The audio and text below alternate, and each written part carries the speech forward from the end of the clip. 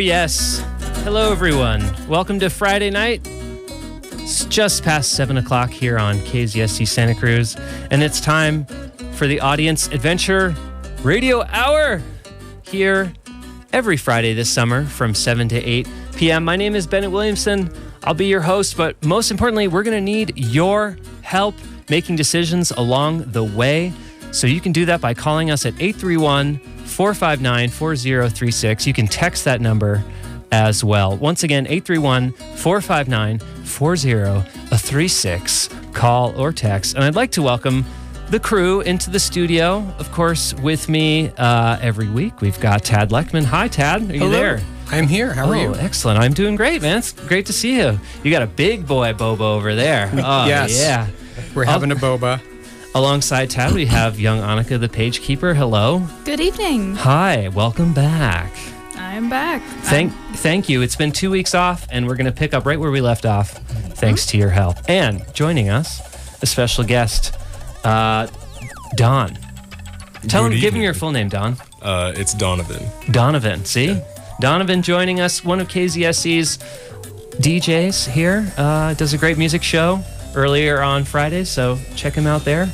And he's going to be joining us reading... What are we reading tonight, Tad? Thrusts of Justice. Yes, picking it up from last week from the author Matt Youngmark. Correct.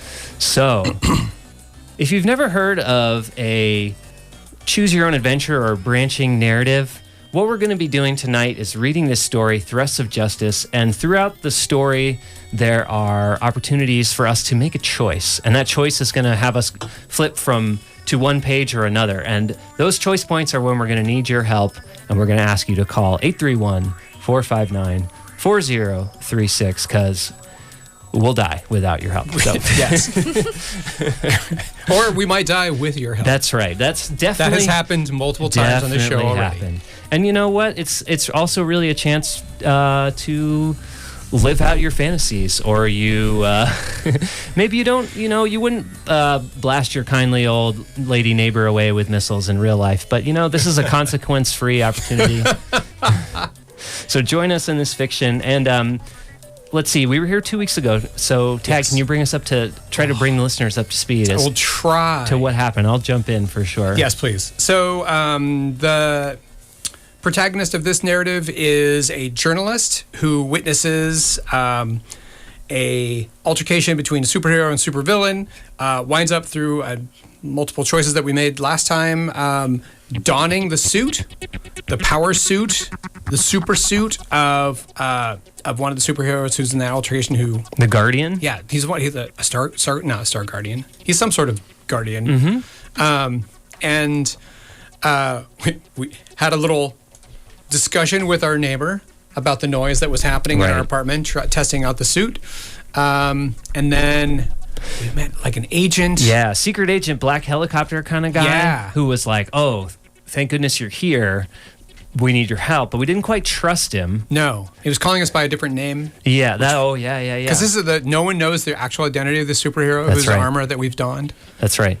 And then in that moment when as we were escaping from this guy, we suddenly noticed that guardians of all shapes and sizes throughout the universe, yes, all types of alien races, all with their version of this suit on, correct, came around, and when we gave them a friendly wave, it didn't work out so well. They shot missiles at us. Right, that's right. So I think that's where we pick it up. That's where we are. Yes, we waved at them.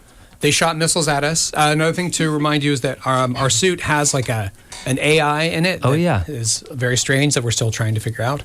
But I think that's where that was pretty good. I think we got to where we needed to get to. Okay, I'm gonna get us started. Take it away, Tad. So we're gonna roll back a little bit and start on the page we left off on last show. You make a mental note. If you ever encounter a group of aliens from across the galaxy, don't wave. Evasive maneuvers, you shout into your helmet. There's no sense of motion, but the moment your view screen flicks back to life and you find yourself careening wildly through the air. Is that intentional? Are you evading? Not well enough. You're briefly enveloped in a flash of blue light, then another. The voice in your head starts up again.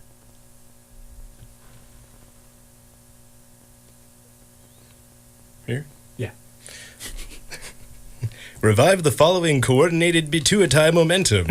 It insists, then spits out a string of numbers. What does that even mean? There's another flash, and this time you feel your armor shake. No, better evasive maneuvers, you yell.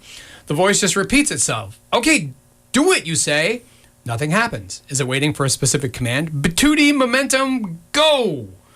With a pop, everything goes white. You feel your armor begin to shift around you, and soon it has reconfigured into a small pod. You can freely move your arms and legs inside the tiny chamber, but have no idea what's happening outside. Hello? The suit doesn't respond. Is this Batuti momentum? There doesn't seem to be any more energy blast, at least. You start to get bored and check your phone messages, but you can't get a signal. And after about 8 minutes, you feel the armor shift back into its previous configuration. Beneath you is a giant flaming yellow surface of the sun. You know that it takes the sun's rays 8 or 9 minutes to reach Earth, which would indicate that you've been traveling at the speed of light. But where are the rest of the Guardians? Can't they travel just as fast? You think it through. Assuming light speed is a universal constant, if they started out 3 seconds behind you, they could chase you forever and always be 3 seconds behind. They couldn't even signal ahead to have someone cut you off in the pass unless their communication could travel faster than light. Technically, you suppose, they could stay on your tail until you starve to death in your little pod. But 3 cheers for an interplanetary police squad having more important things to do with their time than that. Since they knew they couldn't catch you, they apparently didn't even try. Okay then, what's next? Your suit starts spouting gibberish again, something about safe harbor, a safe house. You realize that these can't be recorded messages. Your suit is communicating with you, or trying at least. You have no idea why the Cosmic Guard attacked you, but your alien battlesuit just saved your life. You try holding a conversation with it, but you just get more telepathic gobbledygook. Telepathic? Brainstem, a member of the Justice Squadron, is a telepath. He might be able to get inside the suit's mind, or get you better psychic reception or something. Then again, Moretti mentioned a traitor. Can you trust the squadron? Can you trust Moretti? You're fairly sure you can trust your suit, so maybe you should take its advice. Skip the Justice Squadron and find that safe house. So, listeners, if you track down Brainstem and ask him to help you figure out what the heck your battle armor is talking about, we'll turn to page 293. If you take your best guess at deciphering the gibberish and try to follow your suit's instructions to safety, we'll turn to page 90. So the number to call or text, 831-459-4036. If you text in, give me your name too, so I can... so I can make sure to give you credit. But it looks like we've got a coming in hot. We've got caller. Caller, are you there? Yes, I am. Hi, what's your name? Where are you calling from? My name is Gerald. I'm calling from Ben Lomond in the Santa Cruz Mountains, and I think they should trust the suit. Why is that? You believe in the mechanics, like you trust the engineering kind of? I think I think whoever made this suit knows what they're talking about. That's true. The super suit. That's right. They're That's smart true. enough to make a super suit. And they made them for many members of various alien races. All right, let's go with it, Gerald. Stay on the line. We'll see if you can help us with the weigh in on our next choice. Okay, so Bennett, you're going to take us to page 90. Page 90. Okay. You're not sure how well the suit understands you, but you think safety as hard as you can, and it responds. At first, you wonder if the suit's idea of a safe spot might be somewhere out in the middle of the solar system, but after a few minutes of rapid travel, you're flying over the Pacific Ocean and then plummeting into the depths of it. You plunge through a smack of deep-sea jellyfish and then find yourself entering a vast complex of subterranean caves, emerging from the water in a dry, strangely lit chamber miles beneath the ocean's surface. You can't imagine anywhere on Earth safer than this, which is good because you need to gather your thoughts. What does it mean that there are other Guardians on Earth? And what about Agent Moretti?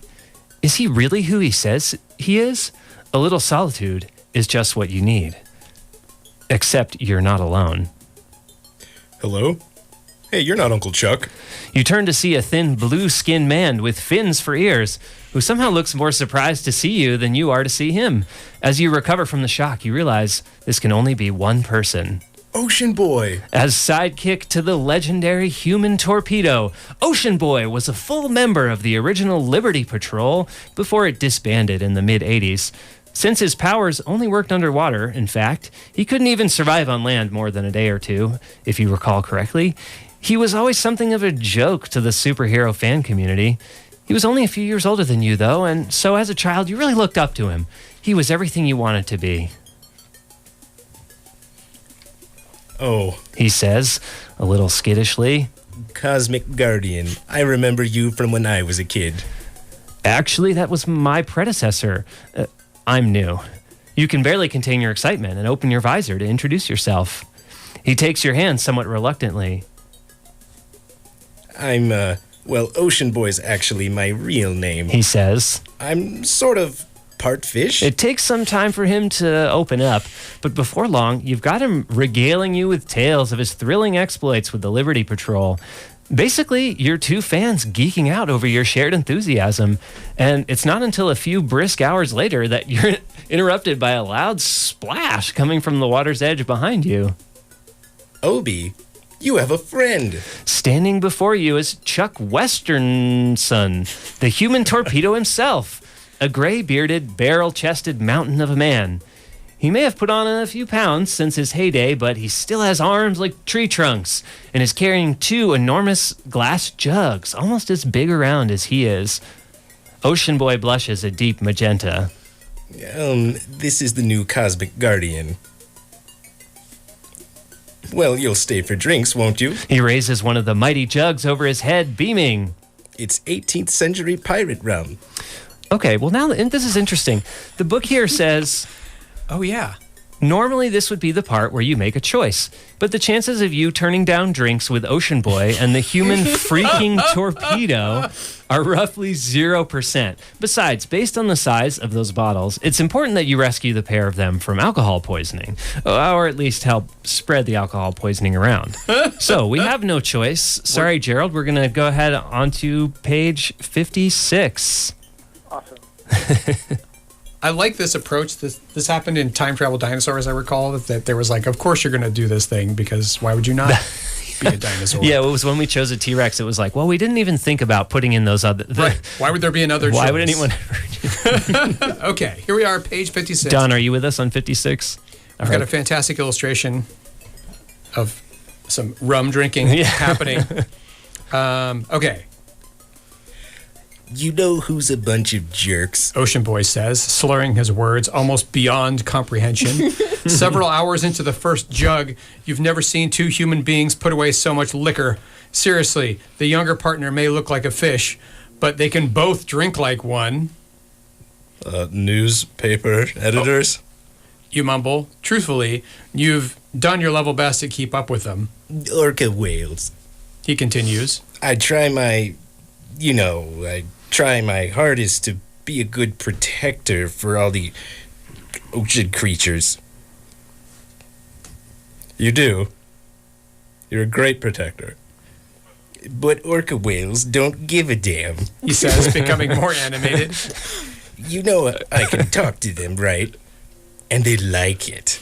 They eat the littlest little baby seals, and they like it. We need to teach those orca whales a lesson. Chuck sputters, stumbling to his feet. You're overwhelmed by their compassion. You guys, you say, you guys are heroes. Me, I find a spacesuit that has super cosmic powers, and I think that makes me a hero, but your regular bodies are the superpowers. I admire you so much. And I admire you. Ocean Boy says, closing his eyes and gesticulating wildly. You don't think I wish I had a suit like you do? I could be a superhero on land if I had a suit like you do. He pauses, considering it. You should totally lend me your suit. Ovi, you don't ask another super person to lend you their super suit. That's not right. It's a very intimate thing. Chuck has now made it to the water's edge, but stops and turns to you, almost losing his balance in the effort. And you know better than anyone that it's not powers that make a superhero a man. It's what you do with them. Now come on, both of you, and let's go beat up some orca whales. You're not sure what to do because they both make excellent points. You realize that Ocean Boy is probably the finest hero of his generation, and letting him try out your guardian armor only seems fair. But also, what the other one said, you're pretty sure the suit itself is trying to communicate something to you, but you're way too drunk to come anywhere close to understanding what it might be. All right, Gerald, are you with us? Yes, I am. If you let Ocean Boy borrow the armor, we're going to turn to page 15. But if you unite with your superhero brethren against the villainous orca threat, we'll turn to page 250. Okay, well, I've been watching a lot of Blue Planet, and orcas are horrible, horrible creatures. So I say we go after them. Awesome. Thank you. Thanks for the call, Gerald. We're gonna All the way to page 250. We're gonna leave you. Yes. Hopefully you didn't kill us, but we'll forgive you if you do. Thanks for the call. Thank you. Thanks, Gerald. Can't believe we're going to fight orcas. Believe it. All right, let's see. Going to page 250. Oh, it's my turn. It is. You rocket through the ocean depths with your companions, half blind from 2-century-old rum, to avenge every baby seal who's ever met its end at the stubby little teeth of the dastardly orca. This can't end well. Oh, the actual whale fighting is a piece of cake. Ocean Boy in particular is nothing short of magnificent. They used to say that in his own element, his strength and speed were a match for Magnifica herself. And from what you witness, you believe it. You, however, don't fare quite as well. The rapid acceleration and the excitement of a pitched battle proved too much for your poor stomach, and you suddenly find yourself violently ill. Oh, no. There's no genteel way to put this. Oh, God. Before long, the inside of your helmet starts to fill up with booze puke. Oh, no. Your battlesuit normally has contingencies to deal with such issues, but alas, Sten Jansen was a bit of a teetotaler, and this is the first experience with binge drinking. It's actually fairly drunk itself, just from being psychically connected to you, and is terribly confused. So your suit's artificial intelligence completely fails to keep you from choking to death on your own vomit somewhere deep beneath the Pacific Ocean. It's no way for a hero to go. The end. We choked to death on our own vomit. That's like one, I gotta say, I got a little bit of claustrophobia, and maybe my number one fear is like drowning in a cave diving accident, maybe. Yeah, you that know, sounds like terrible. Get your face in the pocket of air, and then you breathe, and then you run out, you know. Yeah. So this is actually like equally horrible. Like puking Well, 'cause inside at a least spacesuit water's clean. until you die. Yeah. Okay, so shall we rewind and rethink that decision? Yeah, I think what so. So Page Master, Page Oh. Squire. What did we decide your title was? I don't... Annika the Young Page Lord? Page Lord. Page Lord. That seems... Oh, it's fine. It's Okay. all good. We'll keep workshopping that. It will. We're gonna need to keep workshopping the synth sounds. I did print out all Yes. the voices this week, Yay. so we've had less like weirdo off the cuff sounds, but we don't have a good reverse sound. We're still get there. auditioning for that. So Page Maestro, Page Turner. I'm a bad page meister. I didn't write them down. What? I wrote down rum. And You that's had it. one job. Okay, I think it was page 90 sounds. 87? Okay, wait. Let's see. 87. Yes, wait, no. No. Nope. Okay, wait. The rum page was wait. 56. Okay, Yeah. yeah. So 56 will get us. Okay, To so the drinking rum. the rum wasn't necessarily There we the go. problem. It was just... Okay, if you let Ocean Boy borrow the armor, turn to page 15. So we're Okay. on page 57. We're going to go to page 15 now rather than... Back it up. Okay, rather than fight the orcas, we're going to let Ocean Boy, the water-based superhero, borrow our armor. Oh, no. Now, no spoilers. You can see the page. Okay, here we go. You wake up many hours later with a blistering headache and a stomach raw from what can only be the long, sustained expulsion of 18th century pirate rum. Your drinking partners, not to mention your superpowered battlesuit, are nowhere to be found. You eventually recover enough strength to explore the cavern and find a large blue metallic pod that bears the markings of the Cosmic Guard. It's covered in moss and barnacles as if it's been here a very long time. And although you try every conceivable method of interacting with it, it remains inert. What you don't find is any food or drink other than the second vat of rum. And just the thought of that makes your stomach turn. As time wears on, with no sign of your companions, you start getting really worried. Without fresh water, you can't possibly survive more than a couple of days down here. And no suit means no way back to the ocean's surface. Seriously, could the human torpedo and ocean boy have just abandoned you? Short of a global catastrophe, what could possibly be keeping them? You never find out. Oh. You know, it's a nightmare of mine. Starving to death in a subterranean cavern. Wow. With no Wi-Fi. With no Wi-Fi. Oh, man. You'd be bored. That's- You'd be bored and dying. Okay. Well, that ending, So we got to back it all the way up. yeah. Okay. So let's go back. So where was our first page we started at this evening? Well, we could go back to the brainstem. Yes. Yes. What page is that? That is 293. 293.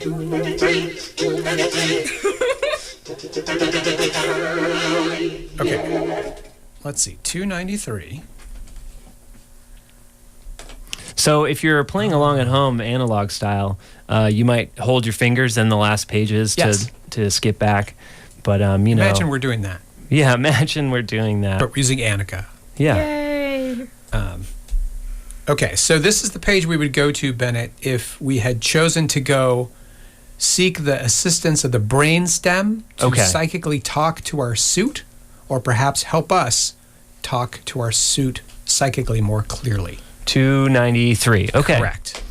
So, rewind. We are... are we flying through space still? are. Okay, so we're back in space. We Yep. didn't even go to the ocean. Back up by the surface of the sun. Yep. Involving the Justice Squadron may be a crapshoot, but if it means getting complete sentences out of your battlesuit, it's worth the risk. You try to talk it into opening up a web browser on your view screen, but it either can't understand you or doesn't have internet in deep space. After a short trip at light speed, you're back to Earth, trying to enter your apartment building as quietly as possible. Your desk chair creaks ominously under the armor's weight, but you pull up the Justice Squadron expose you wrote in journalism school. You were fairly certain you'd narrowed Brainstem's secret identity down to one of two people, either a Jamie Kramer or a Barney Llewellyn. Kramer turns up about 1 million hits on Google, although you're pretty sure he wasn't Miss Maryland 2003, at least, but Llewellyn only turns up, oh no. A man named Barnaby Llewellyn was found murdered and stuffed into a refrigerator in upstate New York last Tuesday. That can't be a coincidence. Could the superhero traitor have done it? Or the government agents? The Cosmic Guard? You start to panic. Do they know where you live? Get a hold of yourself. Nobody knows you're the Guardian. And even if they do, they won't find you here. You're a freaking superhero now. So what would a superhero do? Check out the crime scene. You take a moment to slap together a sandwich, dig up an address, and get ready to head out. Then you pause for a moment and decide to check your email. 57 comments forwarded from Facebook. Lord, hit the like button on your cousin's wedding pic just once, and suddenly you're in the loop for every little. Every time. You're in the loop for every little.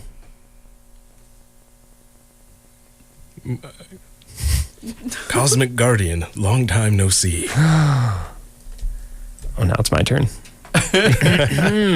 294. You almost choke on your sandwich. The woman standing in your apartment is Nancy North, a legendary TV journalist with ties to the superhero crowd going back to the 1970s when she worked for the Daily Globe in New York. What? You stutter. You realize your visor's open and she can see your face. How did you... You're a new one. She says evenly. Relax. I was covering the Oxus bank job, and I saw you fly toward this building. You left the door open. You're flabbergasted, and not just because you're almost certain that the door was locked. Nancy North's illustrious career inspired you to write that superhero expose in J School to begin with. One night after a few drinks, you even mailed her a copy. Seeing her in your apartment right now is blowing your mind. Nancy, on the other hand, seems less thrilled to meet you. I hear you stopped a meteor in front of a bank and then had your ass handed to you by the Ox 20 minutes later. She says.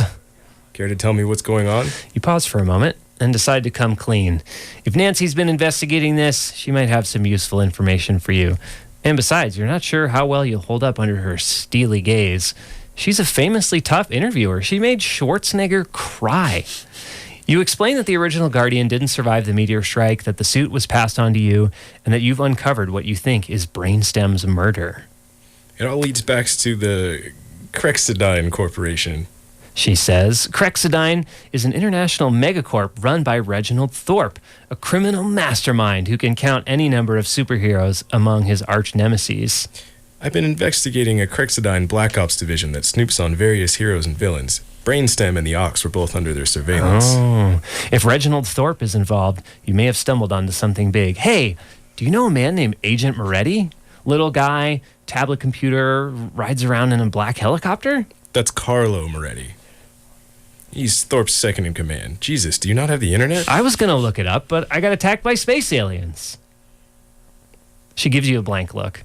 Maybe I should start over from the beginning. You tell Nancy the whole story, from the bank robbery to your trip to the sun, and how you hoped Brainstem could help you commune with your battle armor. That's actually not a bad idea. She says. There's still someone who might still help with that. She's a better telepath than Brainstem ever was.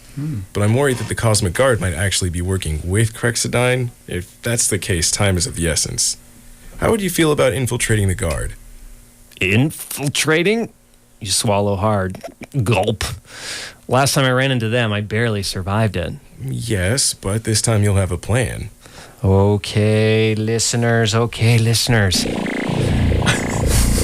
If you like the sound of infiltration, we're going to turn to page 252. If you think that decoding your battlesuit's gibberish should be top priority, and contact Nancy's psychic friend, we'll turn to page 24. So, the number to call or text is 831-459-4036. Somebody help me out. Wait, infiltrating? Wait, she said this time we'll have a plan. But she's worried that the Cosmic Guard might actually be working with Crexidine. Oh, so she's saying, I know a really good psychic, but we got to act fast. Yes. So she's saying, Nancy, our new contact, is suggesting infiltration. 831-459-4036. And let me just say, you're listening to the Audience Adventure Radio Hour right here on KZSC Santa Cruz. We're here every Friday, 7 to 8, bringing you a new adventure. Buzz from Aptos chiming in again. Our regular listener, Buzz. Buzz says, let's not lie again. I mean, he's not wrong. We've done poorly when we've lied in the past. So, I mean, what would be lying? Oh, if, to go with the infiltration? Maybe. That's deception. That's well, it just says, we don't want to do it. Yeah. That's how I took it. It's like, don't lie about what you want to do. What happened to the Ox? Is he down one of these paths, perhaps? That guy who we had a fight with? Yeah. One of the he's under, sounds like Crexidine is watching over him too. I like doing his voice. Okay. Sorry. Just saying. Well, So again, the choices here, listeners, are infiltration. We're going to go to page 252, or try to decode the battlesuit's gibberish and get more old-timey 1950s gobbledygook. Alan in LA is chiming in. He says, definitely infiltrate. Oh, okay. I trust Alan. Oh, okay. I think we should go with it. I think so. So we're going to infiltrate? Yeah. Okay, so that's page 252. Oh, Alan. It's all on you, my friend. All right. Whatever Nancy has in mind is probably better than wandering around aimlessly, which is more or less what you've been doing up till now. Okay, you say. What's the plan? Oh, wait. What's the plan, Nancy? If Crexidine really is working with the Cosmic Guard, there's going to be records of it. She says. I have passwords that should get us into their computer system, but we'll need to convenient. get in the building and down into the secure sub-basement levels. With 2-ton space armor, I'm not sure stealth is really my strongest point, That's why you're going to be the diversion. she says. Guardian, meet Night Watch. A dark figure pops out from the hallway, nearly giving you a heart attack in the process. Seriously, how many people are hiding in your apartment right now? As the shock wears off, you recognize the same black cowl and glowing eyes that you saw in the alley behind the bank this morning. Nancy. She's Night Watchman's protege, Nancy continues. and we've been pooling our resources. Your job is breaking. She'll take care of the entering. It makes sense that Night Watchman would be training a replacement, you think. He's been active since the early 70s, which would mean he's pushing 60 at the very least. You stick out one hand and introduce yourself. But she just stares at you silently. It's a bit disconcerting. Also, it dawns on you that your visor is still open, making you the worst secret identity keeper ever. Also, as far as Nancy's plan goes, aimlessly wandering is starting to sound a little better. That's it, you ask? I walk into Reginald Thorpe's base of operations and start punching things? That's stage one. Nancy says. Once we find out what their angle is, your mission will be to join the Guardians' ranks and disrupt them from the inside. That will require additional preparations. However, for now, this is strictly recon. And Night Watch, if you find any evidence of the Guards' involvement at all, get out. That's an order. Nancy's concern for your partner is touching, but you notice that she doesn't seem to have any similar concern for your well-being. Decoy duty sounds pretty dangerous to you, and even if you succeed, what do you have to look forward to? A rematch with the alien creeps who tried to kill you earlier? Well, technically, it's not too late to back out and track down that telepath. Honestly, page 24 is just sitting there waiting for you. Knock yourself out. Page 24, come on. But otherwise, it's time to put up or shut up. You wanted to be a hero? This is your chance. You know what? I love this plan, Nancy. Which way to Crexidine? Crexidine Central Command is in New York City, and you offer to carry your new partner there, but she has her own transportation. She punches something into a little keypad on the back of her wrist and slides out the back door, firing a grappling hook and ascending effortlessly to the sleek black aircraft that's now hovering above your apartment complex. You follow her flight path to the city and prepared for stage one, finding out if the Cosmic Guard is in league with Earth's greatest supervillain, Reginald Thorpe. As Night Watch lands her jet in a secret underground hangar not far from Crexidine, a message spits out over your visor's display. 5 minutes, it reads. Cover me. For your part, you figured you'd just walk into the building's lobby and start busting up the joint. With any luck, Crexidine corporate security will be more of a high school dropouts with stun guns sort than the high-tech robot suit variety, and you can make a big ruckus without putting yourself out too much actual danger until Night Watch sends you the all clear.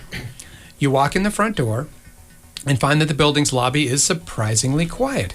A lone security guard glances up from his magazine, looks at you and shrugs. Rooftop, he says, gesturing toward the elevators with his thumb. That seems awfully casual. How many people in cosmic battle armor walk through those doors on an average weekday? It's time to start the diversion.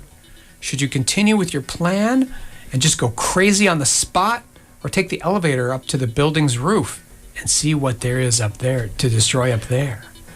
Well, listeners, if you stick to the plan, we're going to turn to page 288. Or one distraction is as good as another, right? If you take your senseless violence act to the rooftop, go to page 38. Alan's on it right away. He says, no, take the elevator. So, and we're not dead. And I think that we can thank Alan. Alan didn't get us killed yet. So Alan says elevator, he's like right there. So guys, I mean, here, honestly, if this guard's just like, oh, whatever, hit the rooftop, you got to figure maybe there's some sort of Guardian meetup happening.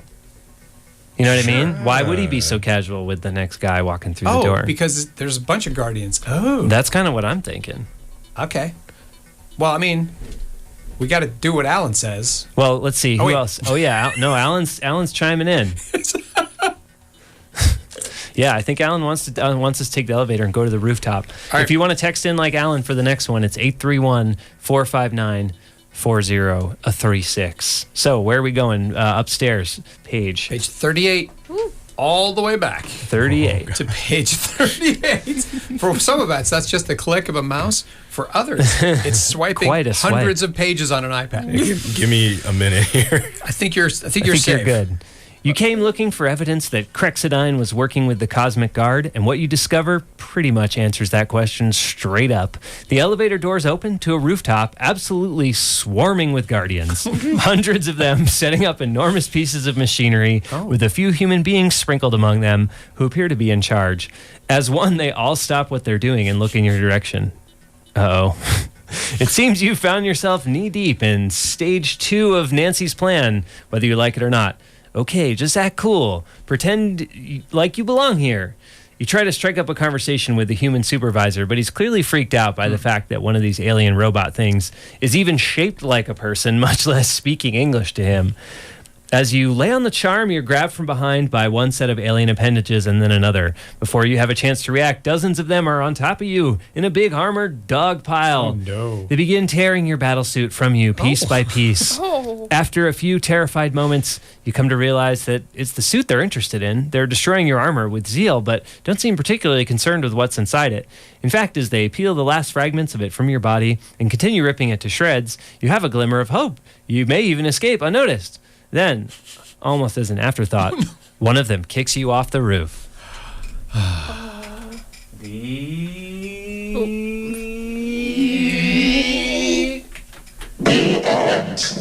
Oh, The end. we died again. You know what sound we do need is like record scratch. Like when he came up out and opened up the door, everyone looked at him. Gotta have the classic man, yeah. record scratch. It's true. The synth is fun for sounds, but like it's for sound effects. We'll probably get like a pad sample, some samples going. We can make some techno though, no problem. Oh, absolutely. Well, should we jump back? So let's go back. Thanks for nothing, Alan. Okay, so what page were we on? But they Annika? didn't- How did we get here? Alan says, but they didn't know who I was. Oh yeah. Also, it's true. Alan points out this might have been a success, right? Because we were supposed to cause a distraction. Oh, Oh, but I mean, we Dead. died. We'll never know. yeah. You But can't kill an idea, though. That's true. there. Okay. All right. I'm gonna go with that. Yeah, I like Alan's way of looking at that. 252. 252. That was the other option. That was the other option. Oh wait, no, that's Oh infiltrate. wait, that's okay. That's where we started. I wasn't able to write down the page number. Okay, so 250. Oh, okay. Wasn't it 288, I thought? Hold on. We can Yeah, it get might have there been. from 252. Okay, yeah. So stick to the plan. Page 288. Oh yeah, that sounds right. One distraction as it goes another. If you take your senseless violence to the rooftop, turn to page 38. So page 288. 288. Is it your turn, Ted? It is. Okay. Okay, here goes. It's ruckus time. Before you have the chance to start, though, you see someone hustling towards you, waving his arms frantically. It's Moretti, Thank God it's you. he says. We have a critical situation. Is he still pretending to be a government agent?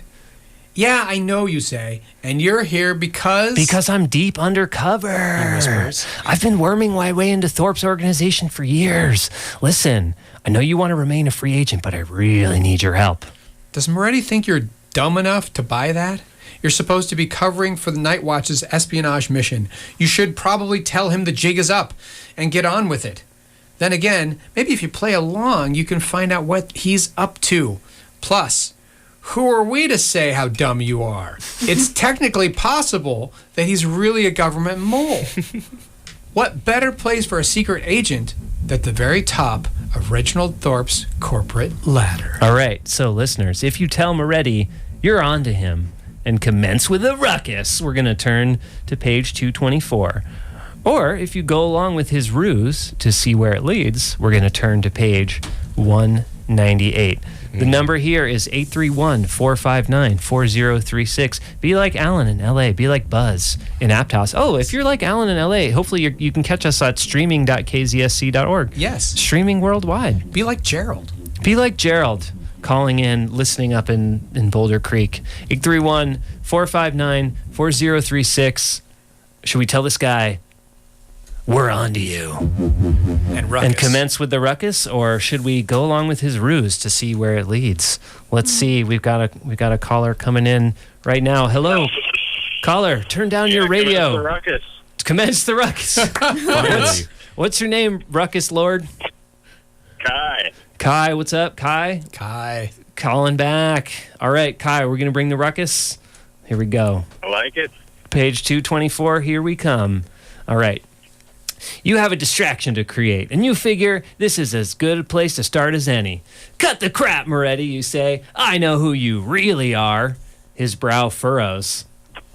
Really? And what gave me away? Was it my recent cover story in Forbes magazine? That whole black helicopter ruse was a simple test to find out what kind of moron we had to work with. The kind that's about to kick your butt, you say. With a soft ding, the elevator behind Moretti opens, and something in Guardian armor emerges, shaped like a human being, but a good 3 feet taller than you, and at least twice as wide.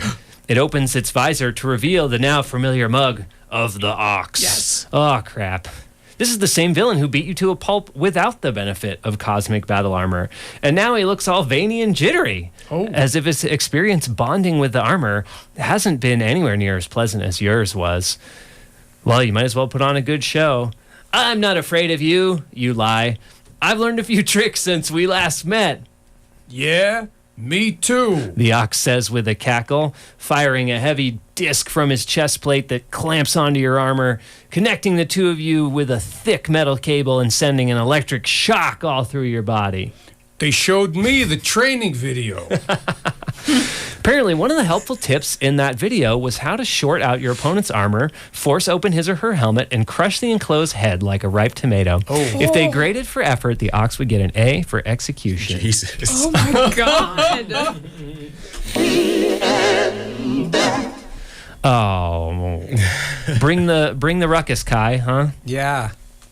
Yeah. You live by the ruckus, die by the That's ruckus. right. I mean, ruckus happened, That's true. and Ox came back. which Ruckus accomplished. was- So, yes, very good. Kai, So, Kai, are you going to go fight any aliens this weekend? You know, Hopefully. Saturday we're going out to the YOLO Brew Fest, and hopefully we'll find some there. There's going to be some ruckus could happen there, yes. You'll do battle. you're gonna Yes. you're gonna have to make some questionable choices. So should we go back and go along with? Let's go Moretti? back. Where are we going back to? Page Ooh, page haha. 198. If you go Yes. along with his ruse to see where it leads, go to 198. 198. Yay, let's lie. Yeah. Lying. Yay. What could be wrong with that? Okay. Moretti ushers you into an elevator, taking you on a lengthy and incredibly dull tour of Crexidine's top secret basement levels. You begin to suspect that he's stalling for time. Fortunately, you're doing the same thing. You just hope that diverting Moretti's attention constitutes a big enough distraction to help keep any heat off in Night Watch. After 10 minutes, a message from her pops up in your display. Got what I need. Meet you back in Cleveland. Whew. The tour, however, just keeps going on and on. You eventually wind up in a big conference room with a huge flat panel TV that covers one entire wall, and Moretti gets down to business. I've been focused chiefly on one initiative during my time here at Crexidine. He says, clicking a tiny remote control. The screen flickers on to show schematics of what appears to be a satellite with a giant cannon attached to it. Well, two initiatives, really, but the other's not important right now. This is something we like to call the orbital death laser. He says, beaming. Instant disintegration of any human being on the planet at the flick of a switch. Its only limitation is that we need to plant a tracking device in the target beforehand in order to aim it properly.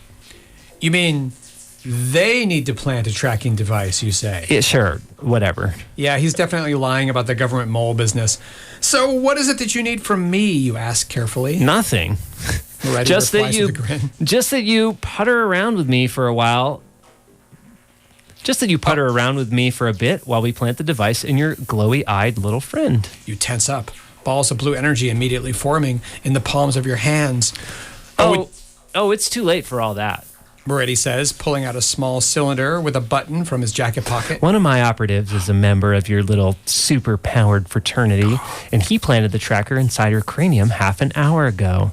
Then he caught a ride to her rendezvous with that horrible news lady. She's been a pain in Mr. Thorpe's butt for decades, and our man is placing a second device in her brain as we speak. Not that it really matters. Your friends are currently together in the same room, so if I push this button, they'll both fry. You fire blasts from both gauntlets at Moretti, but energy hits some kind of invisible shield 2 feet in front of him and dissipates. So you lunge at him, but you bounce right off the force field as well. Please. I have 300 aliens in suits like that doing manual labor on my roof. You don't think we've worked out defenses already? He flips open the safety on a trigger mechanism. What do you want? I want you to give up the armor. All you need to do is make the decision to disengage, and the telepathic control system will break its bond with your consciousness and release itself from your control. Now he's gently rubbing the button with his thumb. His eyes a bit wild. Do it now, and don't bluff me on this either. I'll know if you're lying. He means it. Also, you officially suck at diversions. Okay, I'll do it, you say. Just don't kill them. All right, Kai, I hear you chuckling. If you're telling the truth, we're going to turn to page 287. So if you're telling the truth, you say you're going to get out of the suit. Or if you're just trying to buy a little time until you can figure something else out, we're going to turn to page 52. What do you think, Kai? Buy time. What's that? I'm just trying to buy time. Oh, Okay. so you're trying to buy a little time until you can All right. figure something else out. Don't kill us, man. Alan mentions, why does he need the suit if he has so many guys wearing them doing manual labor? That's true. I know, right? Did he really conscript hundreds of guardians? Battle Like, suits. why this suit? Because there's a dumb person inside it, as we've already demonstrated multiple times. Like, maybe he can just, like, talk us out of this one instead of spending the mega bucks to build another one to Yeah. fit an alien? Yeah. Okay, well, let's go to page 52 All right. and buy some time.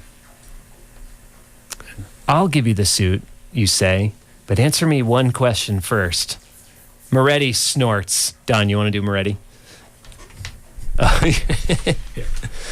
If you really intend to give it up, it would have already severed its connection to you. Remember, I did warn you about this. He pushes the button. On impulse, you shoot straight up like an arrow, smashing through 60 floors of office building and rocketing into the stratosphere. If he really does have a death laser poised to take out your friends, you're guessing it'll be the hottest thing in the sky, and you command the suit to hurtle towards its energy signature at top speed. Your little ruse may have failed miserably, but if there's still any way to save your friends, you're going to find it. Your guess is right on the money, and it takes a mere 5 seconds to reach the satellite. Unfortunately, it takes the weapon just under 6 seconds to fire. You smash into the laser cannon at full speed, just as it does, causing the device to explode in a flash of bright orange light that incinerates you into fine mist right along with it. You sacrificed your own life to do it, but at least Nancy and that spooky Silent Night Watch person are safe. Whatever Thorpe and Moretti are planning, it's up to them to stop it now. Oh. Why, Kai? Why? The end. Why, Kai? Why? Well, Kai, I'm going to let you go, see if we can get one more caller. Thanks for calling us here on the Audience Adventure Radio Hour, and have a great holiday weekend. You too. Bye. All right, so what page are we going back to now? Well, now should we do the truth path? I Yes, think let's so. Take the truth. What page takes us to the truth path? 287. 287. Hit the thing that makes us go to the page. 287. As soon as you think it, your armor splits open in front, and you fall from its embrace into the cold tiled floor.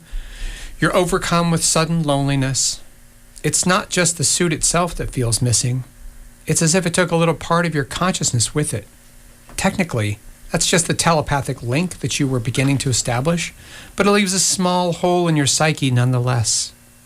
So what now, you ask? You know full well that Moretti holds all the cards. He can still kill your associates if he chooses, not to mention you. But what else could you have done? Reginald Thorpe's little flunky gets to play superhero dress up, Seriously? he says. Have you even seen what happens to the sorry sons of guns they stick in those things? No thanks. I'll leave that particular honor to some other flunky. Several engineers in lab coats enter the room and start loading the battle suit onto a kind of high-tech forklift. I do want to thank you for being so accommodating, though. Moretti says. He pulls a small caliber handgun from his jacket pocket and fires it, point blank, right into your forehead. I'll make sure a note of it in my report. Oh, man, I'm getting slow. Rude. You are. So rude. It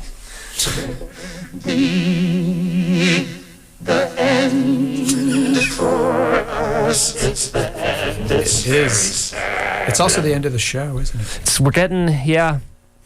I think so. Do we want to talk about what's happening next show? Oh, yes. Let's tease it up. Well, I had a chance today to talk to Damian Katz of gamebooks.org, which, let me tell you, friends, when you start researching a show about game books and branching fiction and you do some basic Googling, you find Damien pretty quick. Damien has... So I did an interview with Damien today. He's a librarian by trade and a longtime gamebook fan and collector. Yeah. And in the early days of the web, started putting his list of just starting out by posting his own collection online to show people. And but it's became a hub for people to communicate about gamebooks, and ultimately he became a really interesting collector with lots of knowledge about game books and their history. And he even wrote one himself called Groom of the Tomb, and I think we'll probably be reading it. Yes. So we'll listen to your interview with him next show, and then we'll read from his book, which is pretty cool. Yeah, we'll give you a little tease of the interview. We'll do the show so you'll have a chance to call in, and then let me tell you, folks, the Audience Adventure Radio Hour podcast, we are cleared for launch on that thing. So coming really soon. So what we'll probably do is play you a little bit of Damien's interview, so you can get a flavor for it, and then we'll play Groom of the Tomb together, so you can hear it, and then on the podcast you'll get the full length interview. I like it for you to stretch out with. So yeah, that's the plan. Thank you for listening to the Audience Adventure Radio Hour, everyone. My name is Bennett Williamson. Tad Leckman here with me, Annika the Page Keeper. Big shout out to our special guest, Donovan. Thank you, Donovan. Thanks for having me. You going to come back and join us for a future adventure? Just try and stop me. Oh. We have more voices. And so do you, which is good. That's right. And yeah, we have more books to read. And if you are a game book writer out there and you're interested in promoting your work or having us perform your work on the air, that would be awesome. Yes. How do you reach out to me? Oh, I hadn't thought this through. Find me on Twitter. Yeah, there you I'm go. at Bennett for Senate, and Tad Leckman also. You're just Tad Leckman on there. Tad Leckman. You can reach out to us. We're looking for more material. The show's going to keep going and growing. So thanks to everyone listening here in Santa Cruz at 88.1 FM, right on KZSC Santa Cruz, and everybody listening worldwide at streaming.kzsc.org. We got to make room for DJ Brown, but we got some horn music for you. Horn on the Cob coming up, bringing you all types of horn-based sounds. So keep it locked right here to Community Radio, KZSC. Come on back next week for the Audience Adventure Radio Hour, 7 to 8 p.m. every Friday, right here at KZSC. Thanks for listening, everyone. Have a great holiday weekend. Bye! Bye! Bye!